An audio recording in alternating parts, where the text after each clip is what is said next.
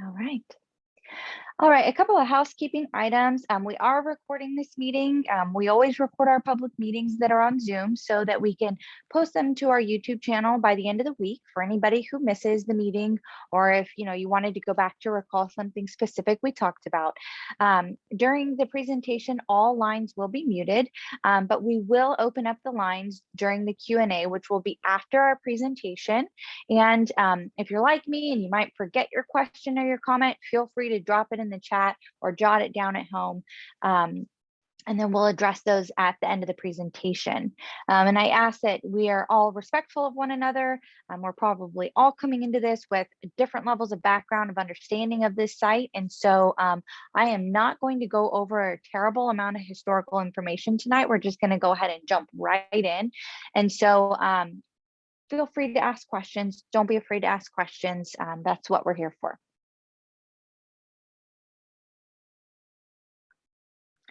All right, so if you are driving down Jones Road, this is what the Superfund would look like. It is literally underneath this shopping center. And so it's in the 11,000 block of Jones Road, north of 1960. So to give you an idea from above, the map on the left is a great graphic that is zoomed in on the shopping center, which is the L shape indicated by the former dry cleaner shop right here. And that is actually the end unit where the dumping took place, right in the alleyway behind that end unit right there. As you can see, it's situated just north of Bearley Lane and just east of Jones Road. Also, some more details on this map. The kind of peach dashed line is where the EPA has offered a water service line to folks who they've contacted. And then the yellow dash line is one of the drilling restricted areas, but we'll talk more about that in the presentation. Okay, so we are in the remedial action phase of the Superfund process. The remedial action phase is right here. It is literally the home stretch, the final stretch of the Superfund process.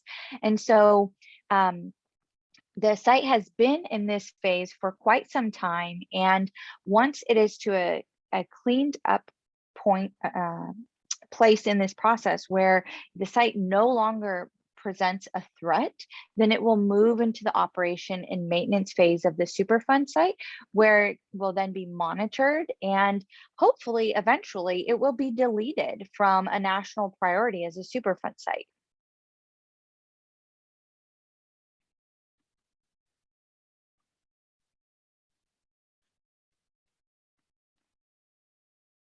Okay. All right, so just to give you a little bit of a visual of for context, when we're talking about a groundwater plume of contamination. So the contaminants were dumped out back in the alleyway and in the stormwater drain. So I think we know the stormwater drains, most of them are routed to local waterways, which end up in Galveston Bay.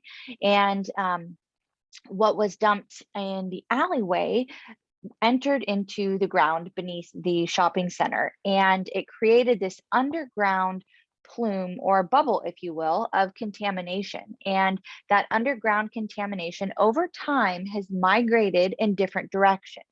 So throughout this presentation, you're going to hear a lot about this plume and the groundwater contamination, but you're also going to hear about vapors. And so the graphic on the right is showing you where there's the gray area of chemicals underground, and then the blue arrows up indicate that there are actually vapors that migrate up through the soil and then into the air. That could be the outdoor air, it could be the air of the shopping center, the air of a home. So it really just depends on the situation and several factors.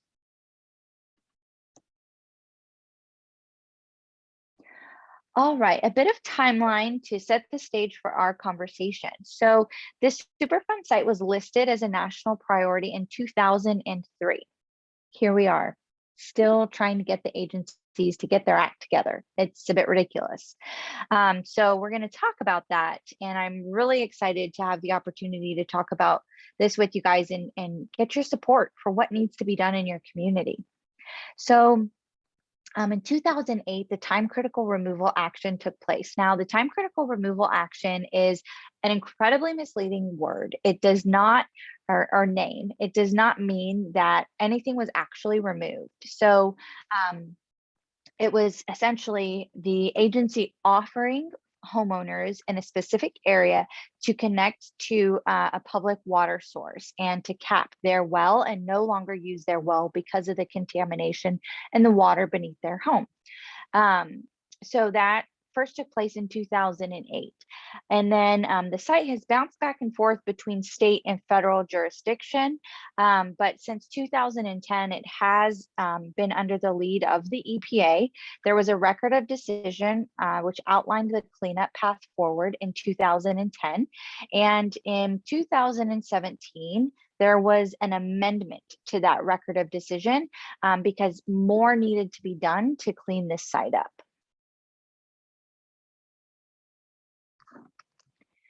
All right, so we're at a really important point right now in the process. The EPA is currently evaluating their 5-year review.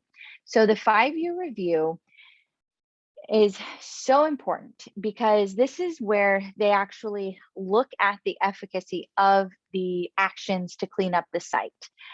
So the 5-year review evaluates the implementation and performance of the remedy, and it determines if it's actually protective of human health and the environment. So the 5-year review, or FYR, you'll see that often in this presentation for abbreviation. The 5-year review takes place when hazardous substances remain on site. So as I mentioned, we're still in that remedial action phase, and there are still harmful chemicals on site. So generally 5 years following the start of the Superfund response, or CERCLA, which is the Superfund law, following that response and every 5 years thereafter, there is a 5-year review that takes place. So right now, the EPA is doing all of the behind the scenes work on the 5-year review and looking at the remedial action objectives, the record of decision, and seeing, okay, is what we're doing, is what we've done in the last 5 years actually protective of human health and the environment? If not, what could we be doing better? So we've taken it upon ourselves to go through thousands of pages of data that we got through a Freedom of Information Act request, through reports that the EPA has published, whether they're, the record of decision, previous 5-year reviews, and formulated our position and our opinion of what the agency needs to be doing better on. So in order to formulate our positions and break them down in an organized fashion for the EPA and for you all tonight, we have a few main categories that we have outlined our concerns. So first and foremost, we have community outreach. Then next, we have defining the geographic extent of the plume today. Really look forward to telling you all about that. Then we have unmet remedial action objectives, and for the groundwater and for the air quality. Then is institutional controls. And then last is drilling restrictions. Don't worry, I will explain what all of these terms mean. I know this really seems like another language. All right, so community outreach. I first met the remedial project managers for this site in, I believe, 2017, when they came to the community and went over their amended record of decision, or ROD. And it's my understanding since then that they have gone into the communities west of the Superfund site a couple of times, and that they have gone to the shopping center at least once that I know of. So looking on this map, this smaller red outlined area, that is the Superfund site, the shopping center here. And then the darker red line is the water line service area, and then the drilling restricted area. Now, historically, the plume of contamination was pulled to the west because of the demand for groundwater in Cyprus. As Cyprus was really booming, it actually changed the local flow of groundwater to the west. Over time, and particularly in more recent years, the direction of groundwater flow has shifted back more in its normal flow pattern of south-southeast down this direction towards 1960 and Jones Road. So historically, the EPA has done their outreach in this area here west of the Superfund site. Unfortunately, our teams still meet people on a regular basis in that area who are learning about the site for the very first time. So to me, that tells us that the agency has not exhausted their outreach in that community. Maybe they've checked some boxes, but what we really need is for them to try to reach every community member, every home, and every business in this area and let them know about what's going on in the local environment, especially if the property has a groundwater well. So one of the items we're asking the agency to do that I've asked for already, and they have denied me the first time I asked, so we're asking again. This is the last map that the agency produced showing where the underground plume is of contamination. If you're familiar with these kinds of maps, you would think this is very, very basic, because it is. It's literally just a boundary line. And this blue line is what they produced in 2010 to represent the boundary of the underground plume of contamination. You see here is the shopping center. It goes well below Bearley Lane.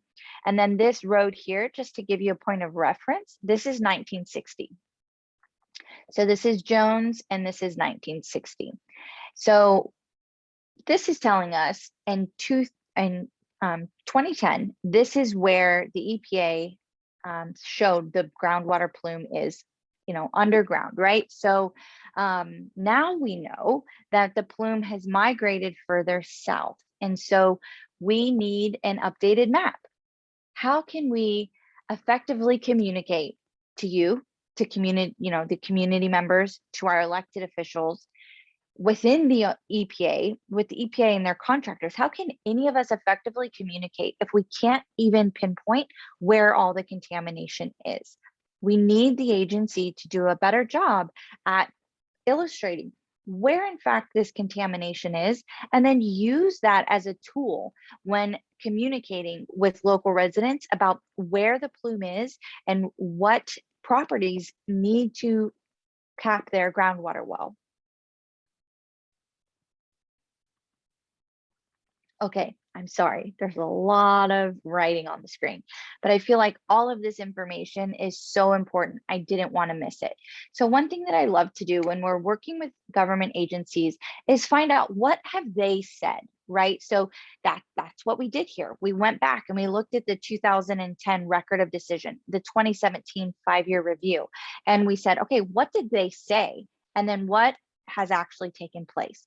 So in 2010, in the record of decision, they said, to prevent or minimize further migration of contaminants from source materials to groundwater, that was a remedial action objective that they were setting out and outlining to prevent or minimize further migration of contaminants from source materials to groundwater. Then 7 years later, they said, recent private well sampling results verify that contaminated groundwater within the deep water-bearing zone is currently impacting private wells located west and south of the source area being that original plume area at the shopping center. It is currently unknown how many private wells are still in use at the site. A review of historical groundwater results from a specific private well indicates that contamination within the deep water-bearing zone may be migrating south beyond the public water connection area. It is not known if people south of the site have private wells or use groundwater for drinking or domestic purposes, such as bathing and washing dishes. An updated well survey should be conducted to determine the extent of private well use for drinking or domestic purposes. This survey could help inform the need for additional connections to the public water system, additional well plugging, or additional sampling of private wells to ensure protectiveness of the remedy. That's from the EPA's own review. And so that's from the last time they conducted a 5-year review. Now here we are, 5 years later, and they're doing the same review again, but these objectives have not been met.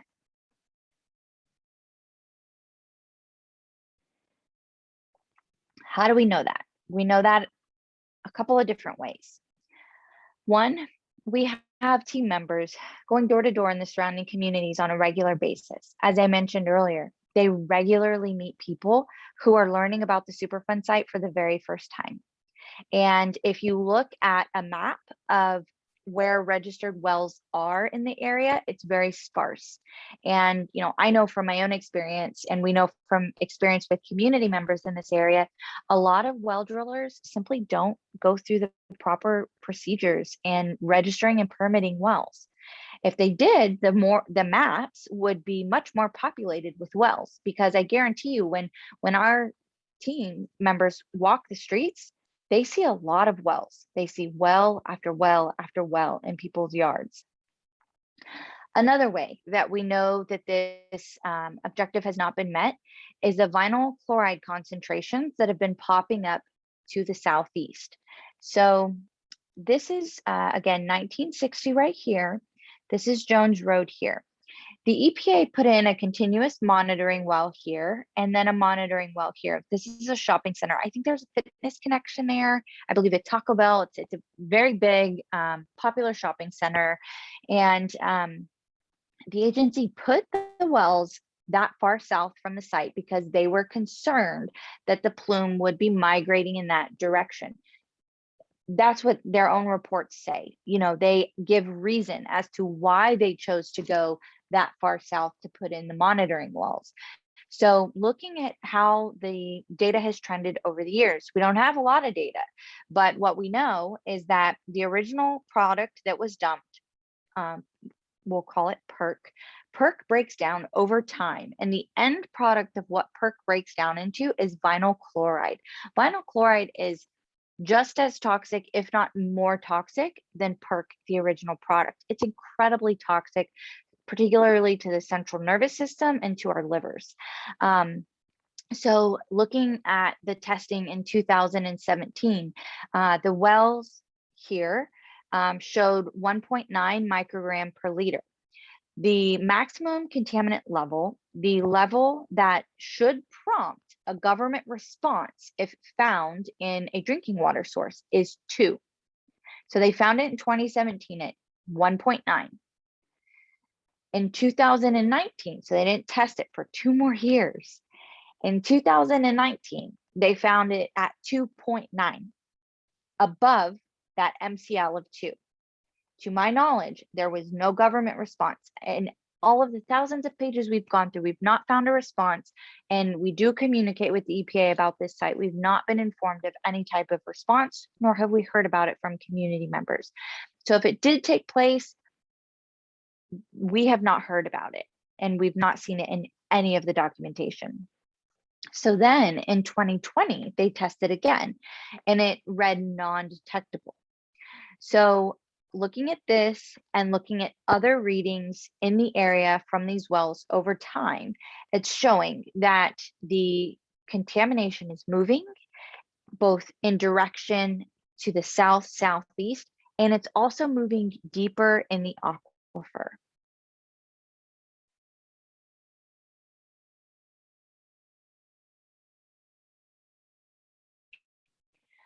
All right. So another item here that's really important when we're talking about meeting the remedial objectives. The EPA says in their 2017 5-year review, since not all private wells have been plugged and many private wells remain in use, the primary exposure pathway at the site is ingestion of groundwater. So I mentioned that I am aware the EPA has made an effort to the west to contact landowners. But what we are being extremely clear with the agency about is the need to make exhaustive efforts, because looking at this map, the parcels in blue are the properties that the EPA contacted, and that those properties accepted the city, the public water source. So their well was capped and they hooked up their home or business to the public water supply. The parcels here in orange, the EPA was able to communicate with them, and they declined the EPA's voluntary offer to go on the public water line. There's a whole lot of land here that doesn't have blue or orange, where there's homes, many homes, and some businesses. Those properties never communicated with the agency. So the EPA says that 51% of the properties in this area hooked up to the public water supply and 49% declined. Sure, that's true if you're talking about the people they contacted. There's a whole suite of people here that they did not correspond with. So I don't feel that's an accurate portrayal of the situation. There are quite a bit more properties that were never that the agency never communicated with for one reason or another. And so if we're looking at it from that perspective, I'd say about 2/3 of this area easily is not hooked up to a public water source and is very likely on a well.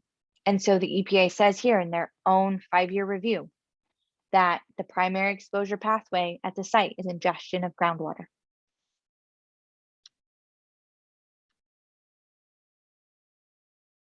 Okay, before we move on, I'm very passionate, you can probably tell, about groundwater. And we know right now that there are these contaminants underground. The agency has known for, let's just say, at least 5 years that this was a threat to public health. It's imperative that the agency reach these homeowners. And so we are asking them to not only check boxes here, but to actually take the steps to truly protect public health and the environment. And we have some exciting things to tell y'all about a little bit later. Rachel's gonna talk to y'all about what we're gonna be doing to fill some of these gaps. And one of those items has to do with air quality. So let's talk a bit more about those gaps. The remedial action objectives for air quality that we're concerned about have to do with 2 items. One item, we are asking the EPA to sample additional indoor units. So on the left of the screen, you see the shopping center. So the portion here of the L is where the original dumping took place, and the EPA tested the indoor air quality at that shopping unit and then the next 2 in the shopping center. The EPA found unacceptable levels of these vapors in the indoor air in those 3 units that they tested. They then stopped testing. They didn't continue testing. So first 3 found unacceptable levels of contaminants in the air, and they didn't test the 4th. So if we're not looking for it, if we're not testing for it, how do we know it's not there? How do we know it is there? We can't say unless we test.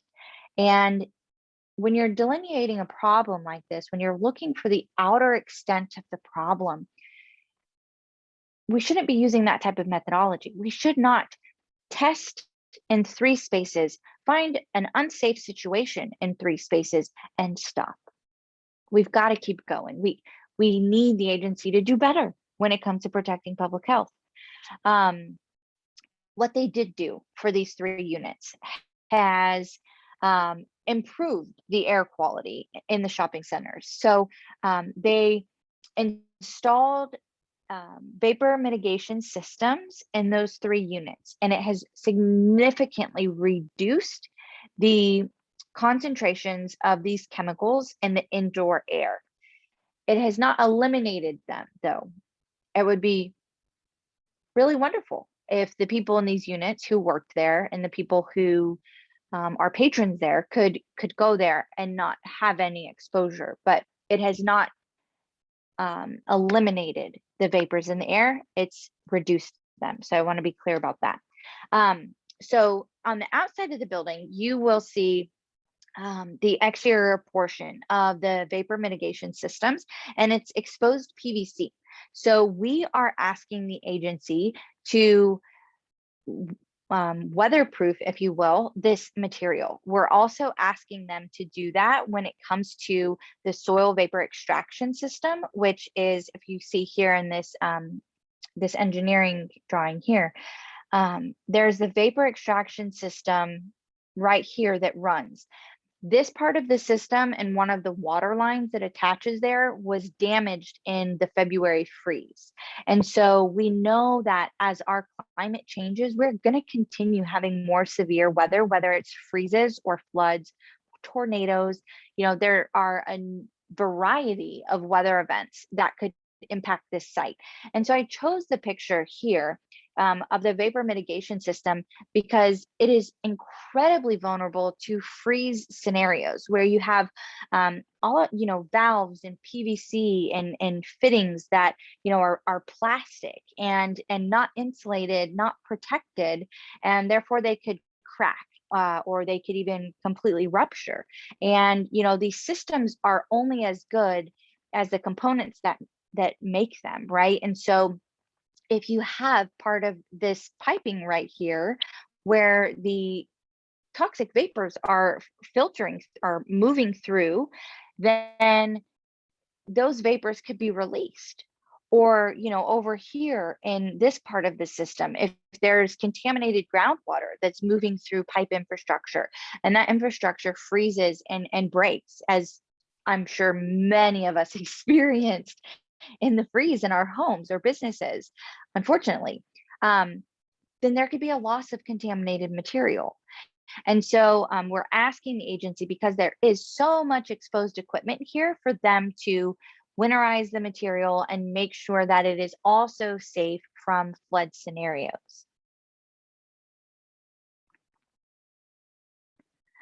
All right, the next major section is institutional controls.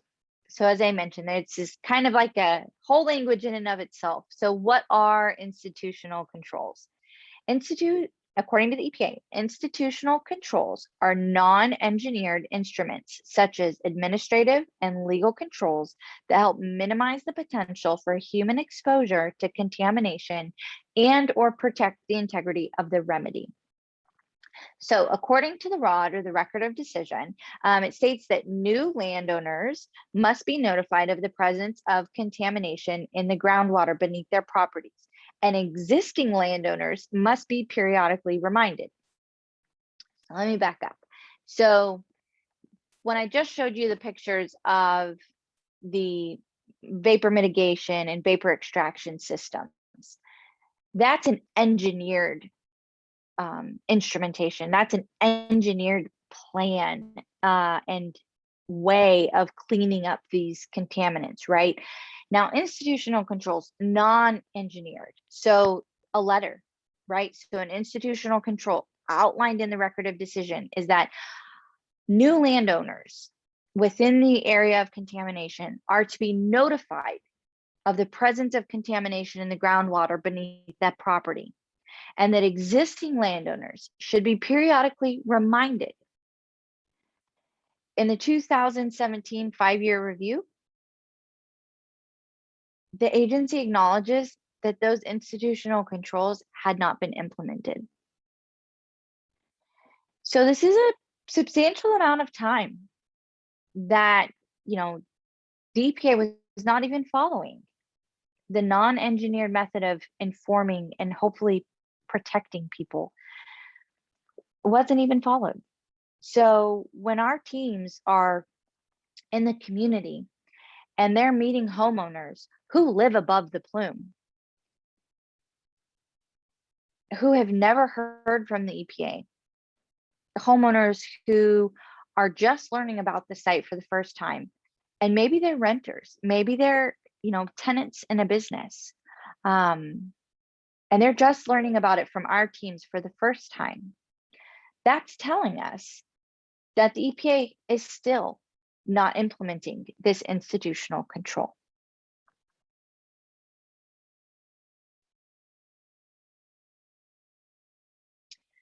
One of the other major items here, I wish I had more positive things for y'all. But one of the other things here is that, you've heard me mention that there are drilling restricted areas, and, we went through this map just previously, but I wanted to show you this image here that a resident sent us because one of his neighbors was having a well drilled, and he lives in the restricted area where there should be no new groundwater wells drilled. And he was really concerned because not only could now his neighbor be pulling harmful contaminants into their home without knowing it, they could be pulling the plume of contamination more so in their direction. And so he was really concerned about that. He said, I don't want them bringing more of this contamination in our direction. And so with the companies who are drilling these wells not going through the permitting process, they're not flagging the state entity. They're not flagging Harris County. They're not flagging the entities that are overseeing these restrictions because they're not putting it into the system that they're actually drilling a well there. And so this is not an effective remedy because of this. It's the agency is not able to prevent wells from going in. And really the only way to almost fully prevent that is to provide water to everyone from the public source. Now, people will have a water bill, but if each property is hooked up to the public source, they're not going to have the need like they do now to have wells in this area.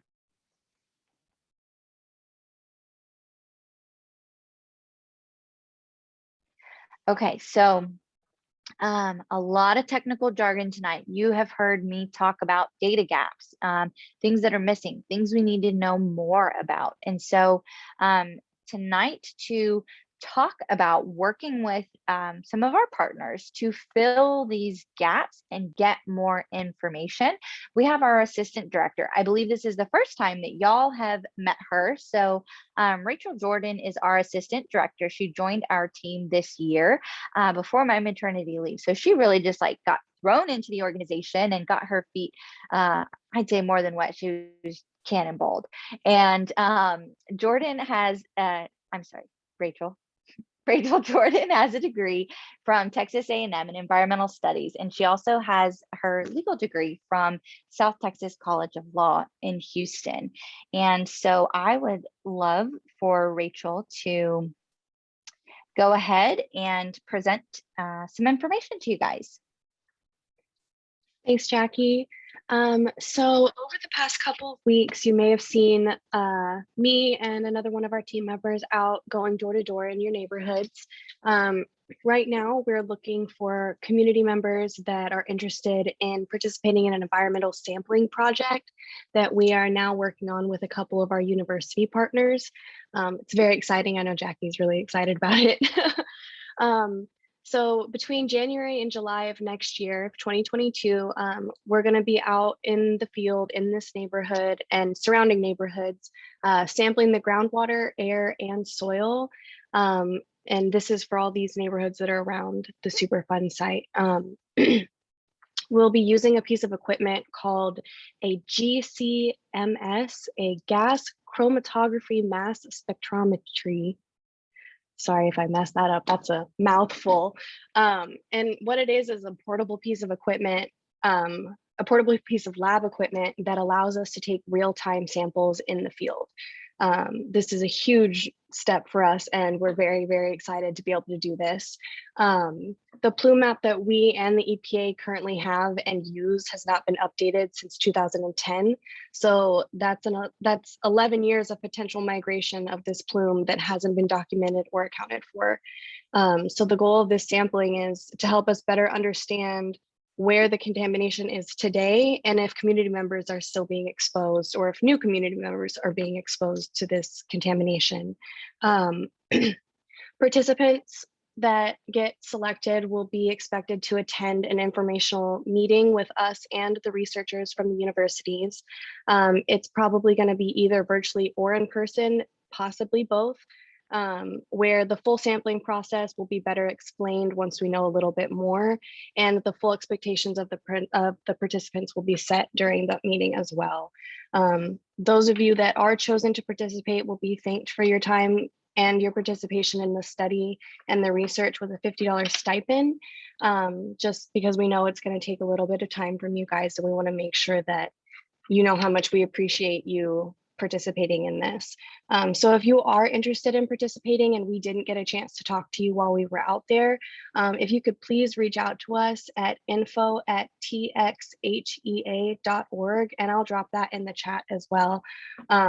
And let us know that you're interested in participating, and we'll add you to our list. And once we get more information from the researchers, we'll move along and make sure that you're informed.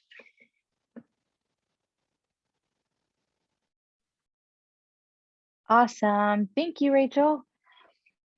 Okay, so as you can see the images here, the one on top there, injecting into the GCMS and literally running the test right there in real time, analyzing that sample right there. The one below is, the gentleman is walking along and right there in real time, sampling the air and finding out what is in the air. And so this piece of equipment will allow us to detect these contaminants from the dry cleaner if they're there. And so say we are with the toxicologist and with the researchers, and we're at somebody's home and we're testing the groundwater, and we detect the contaminants in the groundwater. The researchers would then have the ability to turn on the vapor monitor and the piece of equipment and see, okay, it's in their groundwater. Is it also in their home as a gas? And so it's like a dream come true for us. It is so exciting. So we really, really look forward to doing this.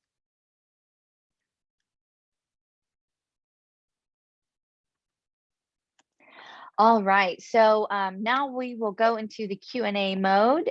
We have our contact details here, and I see that I have a couple of questions here from Ray.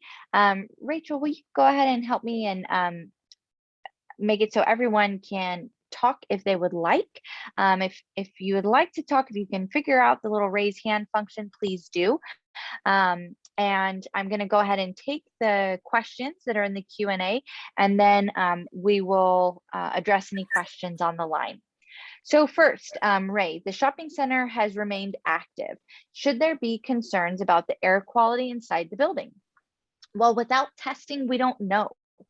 And so we know that there were unsafe levels in the first 3 units, the only 3 units that the EPA tested. The vapor mitigation systems that were installed in each of those 3 units has improved the air quality. It has decreased the level of vapors in the air, but it has not eliminated them. So there have been low levels found when they've resampled in the building, but they're below what's considered to be unsafe. I think that'd have to be a judgment call for you personally. The next question, Ray has is, what is the potential human exposure via a swimming pool if the water to supply that comes from a well in the area? I am totally with you. I want to know the answer to that question. If you have a pool, if you have a friend that has a pool in the area that's supplied with the groundwater, supplied by a groundwater well, I'd love to test it. And I know that Rachel, when she was in the field over the last couple of weeks, noted some of the folks that she talked to that have in-ground pools. And so, yeah, it would be really interesting to see. But without testing it, I really wouldn't be able to tell you definitively. Okay, I see that Pamela Bonta has her hand raised. All right, so I've asked to unmute. Okay, can you hear me? There you go. Yes, we got you. Okay. Okay, so my one of my questions is, can somebody or the air monitoring bus go to the apartments that are behind the strip plaza? There's some businesses and apartments right there where the vapor extraction system is putting that up into the air. And I'm curious because it's been up and running for what, over 2 years now? Yes.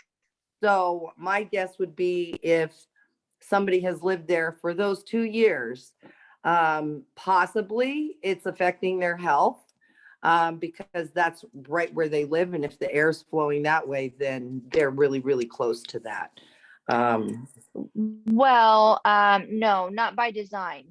So the air that is put up from the system you're talking about. So let me pull up a map. So I am going to get to a map to show you guys. So if the system is when the system is exhausting air, it should be exhausting clean air. Now, just like when I was talking about winterizing the equipment, it's only as good as the filtration. So I check in with the EPA periodically and I ask them, has the filter been changed at the periodic? It's supposed to be changed every so often, so it has the capacity to continue filtering. And so they have always reported to me that it has. So can you see my Yeah. PowerPoint here? Okay, so the exhaust you're referring to is right here. It's barely above, I believe it's 10 feet high. It's barely, it's barely above the barbed wire fence. But by design, the air should not have the contaminants that's coming out of that exhaust. Now, first part of your question, can the mobile unit test over there? So depends on property owners. If there are property owners in the area who would, or tenants, if there's a tenant of a nearby housing unit, would like for their air to be tested, or their water or their soil, they're more than welcome to ask to participate in the study. Absolutely, we totally welcome that. We want to go in that direction. We want to go out in every direction from what we call ground zero, from this shopping center where the dumping originally took place. Okay. All right. And I have Sorry. one other question too. Pam, just to let you know, we do plan to go to that apartment complex that's back there. It's Great. on our list of properties to visit during our outreach this month. And so that one and a couple of the other newer neighborhoods are targets for our next outreach event. Okay. And there's a bar, I think it's called Bum F Nowhere something, right across the street from the strip plaza. And the guy who owns that has cancer, and a guy that used to hang out there every day for several years died of cancer. So I know that I may be able to get the guy with the pub right across the street to let you guys sample him, because I know someone that knows him. And That would be great. We also, go ahead. I was going to say, I know that we do have plans to visit more of the local businesses once we do have some of our university partners with us, because I know that businesses a lot of times need approval from upper level management to allow that kind of testing or allow people into their businesses to do those things. So we're waiting till we have our partners, our official partners with us, to ask them. Okay, maybe I can expedite the one particular guy that's right across the street. Yeah, that would be great. And then the last question is, what are you planning on doing with the health department that at one of the meetings I had asked them to go door to door in the strip plaza and, you know, get to the bottom of the people's illnesses. There's a lot of cancer and really bad sickness in there. And I went right behind the health department and Raj with the EPA about 2 days after they hit those doors. And the people told me that they told them that nothing was wrong and that their illnesses were not caused by the strip plaza there, by the property that's contaminated. So that's very concerning and upsetting to me. That's what the people reported to me. So is there something you can do with the health department and the EPA that are telling people that they're not affected, that are literally right on top of the Superfund site? Sure. So that's unfortunate, but well, there's a disconnect here. We should never expect the agency to say this caused that. If they're not, it's not what they're there for. So we shouldn't expect them to say that. It's just the reality. However, working with our university partners, it's really important to them that, you know, once we are out in the field and we're taking samples, and if we find that people are in fact being exposed, if we are in a home or in a business and detecting chemicals that, you know, people could be being exposed to, then the university, it's 2 medical research universities, they want to have doctors lined up who can talk to the people very quickly and discuss what this could mean for their health, what these levels mean, what all of this technical stuff, what these chemicals are, how they can protect themselves. And so, you know, it's important to us and to the researchers that we don't just find a problem and leave people with that daunting information. You know, they want to be able to talk to the people about what it means for their health and how they can protect themselves. And so the partnership that we have has some incredible researchers, toxicologists, and all different types of scientific experts and medical experts to help in many different ways. Okay, well, Hopefully that helped answer it. yeah, that's amazing. And I can't wait for you guys to get that information. Also, I just wanted to say a positive thing is that you, one of the positive things that you do every day is that you are holding all the responsible agencies accountable, and they know that you're looking over your shoulder and you got that third eye back of your head. And when they hear Jackie Young Metcalf, their ears perk up. So that's a positive thing that you guys are doing. So thank you. I appreciate that. Yeah. All right, Marlene has a question here. So Marlene says, you mentioned the chemical was detected in a well in the shopping center at the corner of Jones Road in 1960. Are there any chemical detection wells south of the Hobby Lobby shopping center area?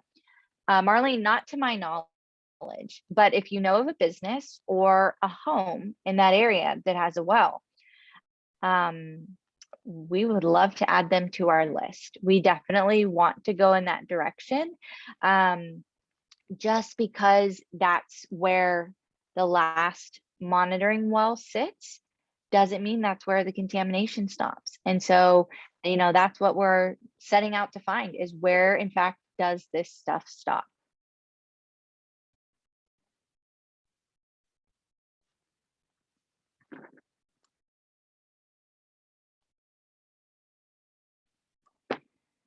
Okay.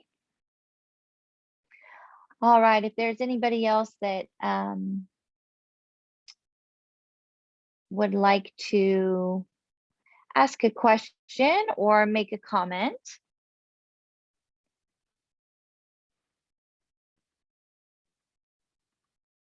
Everybody should have the capability to unmute yourself if there's something that you want to throw into the mix here tonight.